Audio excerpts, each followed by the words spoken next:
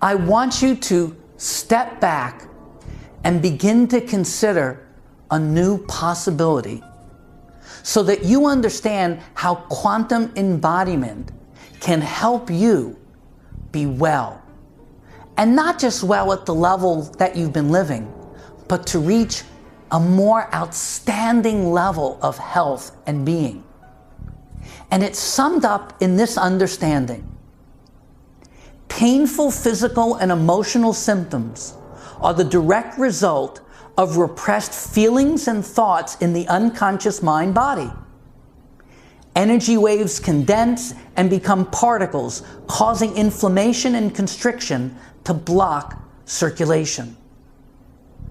Now, to begin to believe and understand what I'm saying, you have to be able to look in your own mind of what the effects are when you lose your peace, when you get angry, when you're upset, when you're thinking in your mind about possibilities that could be dangerous, threatening. Because anything you believe, real or imagined, that is a threat to your survival, has the ability to be able to trigger inside your unconscious mind and connect you to past moments when you really were threatened, when your survival was being thwarted, when all of a sudden there was a real and present danger that's still in your unconscious mind. Now remember, the unconscious mind is your body. Every cell has complete memories of the entire existence that it has gone through since the moment of your conception. When we begin to look at things differently, then we ask different questions. First, we want to understand something that's very basic.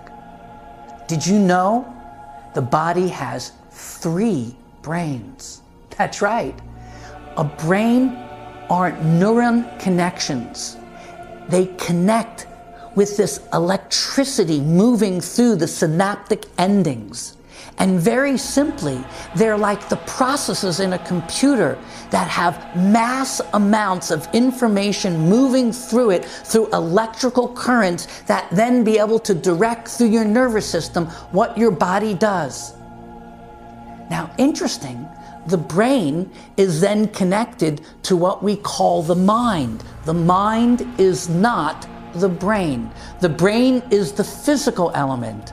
The mind is a much more subtle element, and we have different levels. We're familiar with our conscious minds, what is known as our subconscious minds, and our unconscious minds. And it gears in with each of the 3 brains. The one brain we're most familiar with is the one inside of our head. And there are billions of connections there, the neurons that are able to interact with each other. But our other brain is our heart, and it has its own neural connections. And its neural network is able to function without any help from the brain. Believe it or not, when a person has a heart implant, they cut the actual connections to the head's brain, and it's able to function by itself. Why? Because the heart brain actually develops earlier than the head brain. And the heart brain creates an electronic field that can be measured up to 100 feet outwardly and can entrain other people and other parts of your neurological and endocrine system to be able to go in accordance with what the heart is feeling. And then we have our enteric brain, and that's in our gut. And that's the brain of survival. So here where we have the brain of survival or intuition in our gut, the brain of love and relationships here in our heart, and the brain of reason and our intellect in our head. And they need to be aligned. When they're not aligned, they're out of balance and cause problems. Because if you're in conflict, what you're doing is not reasonable, but you feel compelled to do it, or you're doing something from your heart that you know is unreasonable, then all of a sudden you're split within yourself and you cause yourself the potentiality of illness. As a man thinketh in his heart, head and gut, so is he. Now, this is a little deviation on the normal saying from the biblical quote in Proverbs, as a man thinketh in his heart, so is he, because I want you to understand that the heart, the gut, and the brain need to be aligned to have maximum health, because that's what we call coherence, alignment. And when you're out of alignment internally, it then reflects in all your actions. It reflects in all your decisions. And that is where you now begin to make poor lifestyle choices. And we begin now to understand what the quantum embodiment approach is. The goal of therapy is to provide yourself the means and confidence with which you can face, embrace, replace, and bring grace to whatever interference, obstacle, or problem which may arise tomorrow or next year. And the way we do that is by having a willingness to understand the basics of why we do what we do. What is the underlying mental construct and belief systems that we use to evaluate whatever is going on and then decide what to do? What were the strategies that we learned in the past, and to be able to really look at them again and say, hey, are they working for me? Do these produce the results I really want now, or am I stuck to carrying out these strategies because they're so deeply embedded within me that that very imprint causes me a state of unconsciousness that I react to life? That any time something comes up in order to do something better, healthier, more effective, I deny it because it doesn't agree with what I learned in the past and which I feel I need to hold on to. This is the deep therapeutic process for healing all of these separation instances from the past and the ignorances that were transposed on our consciousness from others. What we will discover when we do this is as follows: that our personal wall of fear erects barriers at each level of consciousness which needs to be looked upon. The walls that we have inside us is the resistance, the defense mechanisms that we've developed over time that don't allow us to understand our emotional reactions, our mental reactions, the decisions we make, and the strategies that we utilize, because we're stuck. We're afraid to do something different. Change becomes frightening, dangerous, because it's something new, uncomfortable. This is one of the problems with every belief that you've set up in your mind. A belief by its nature creates a sense of certainty, an evaluation of something that you once decide upon and never question again, unless something changes or enough pain happens that you bring it into question and wonder, is this the best way? Is there another way? And therefore, our approach is to be able to use your attention and look within and discover what is happening inside.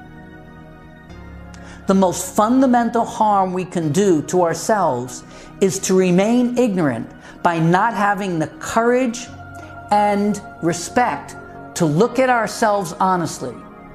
Self-awareness is the essence of self-realization and emotional wellness.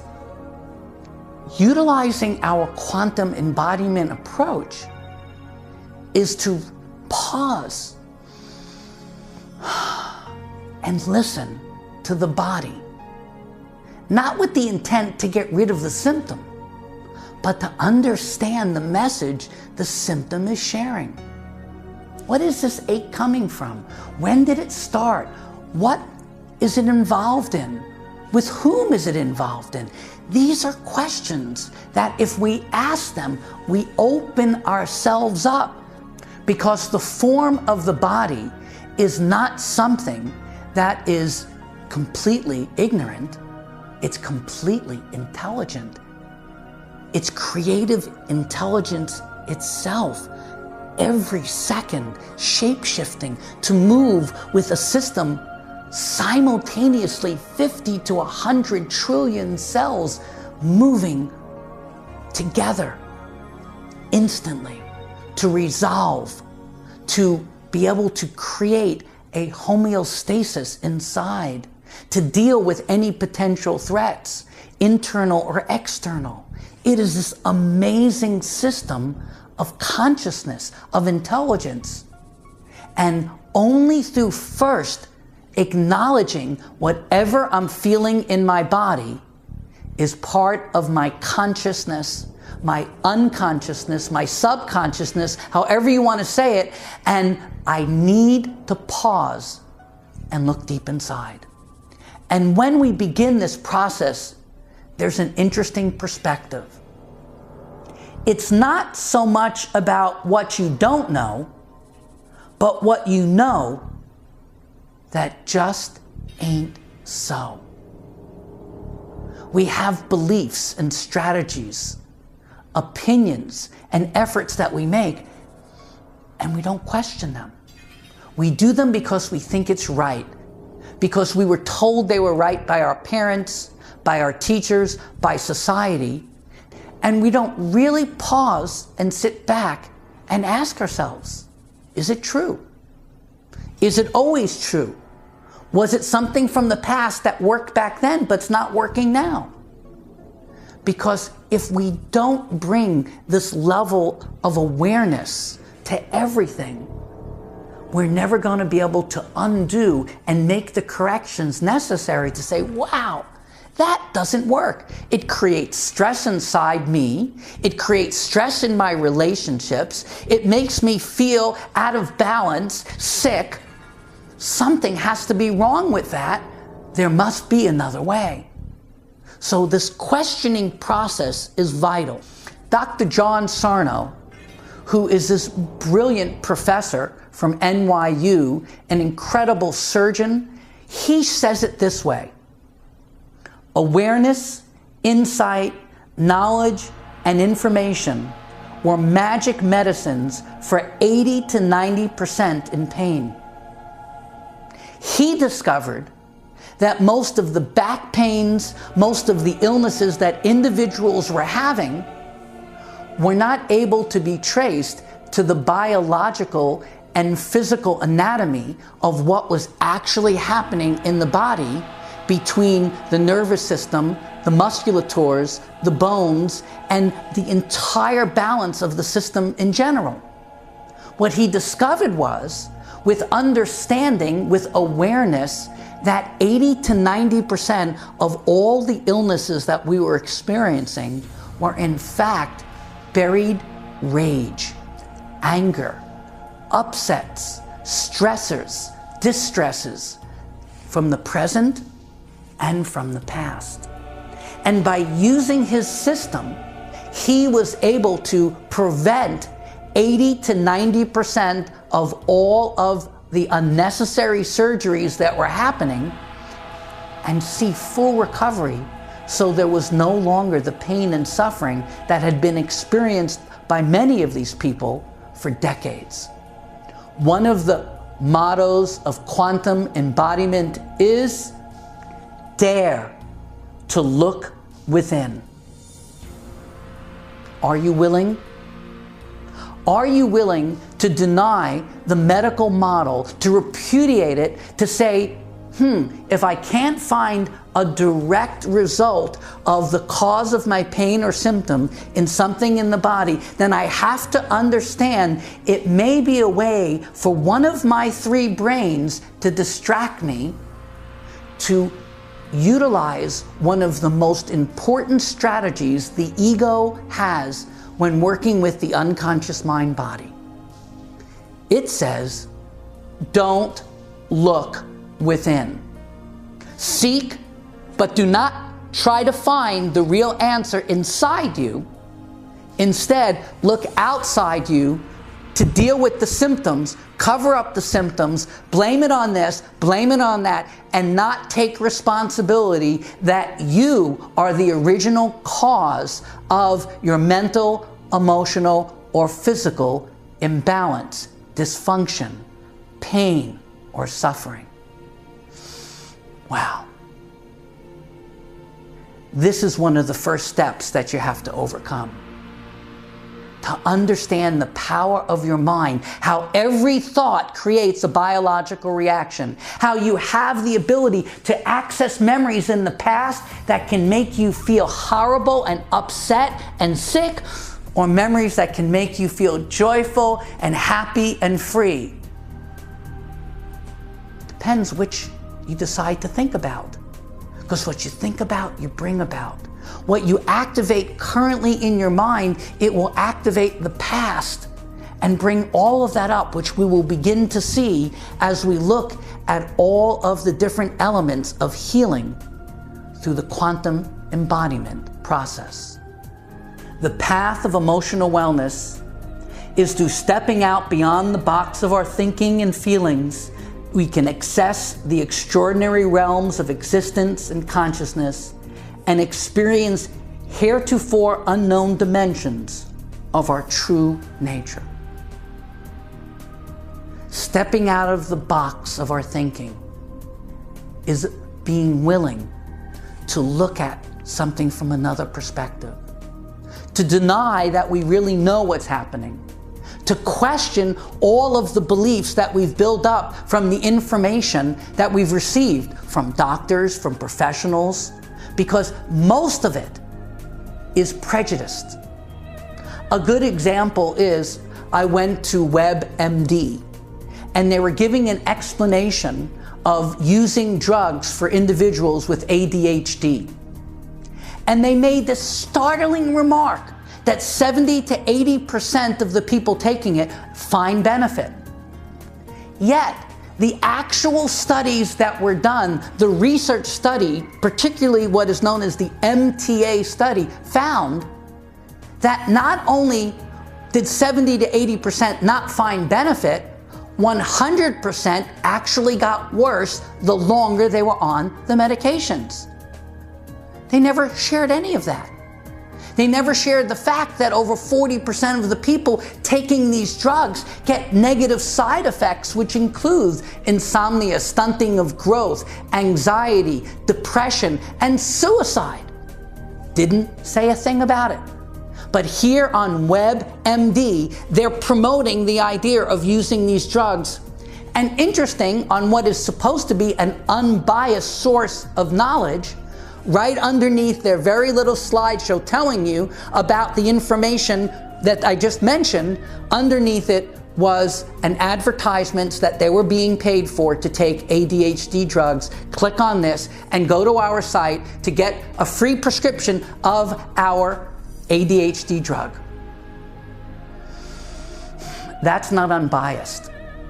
Understand there are many different areas you can go for this research and knowledge, but you have to be willing to look for another way and find what works for you.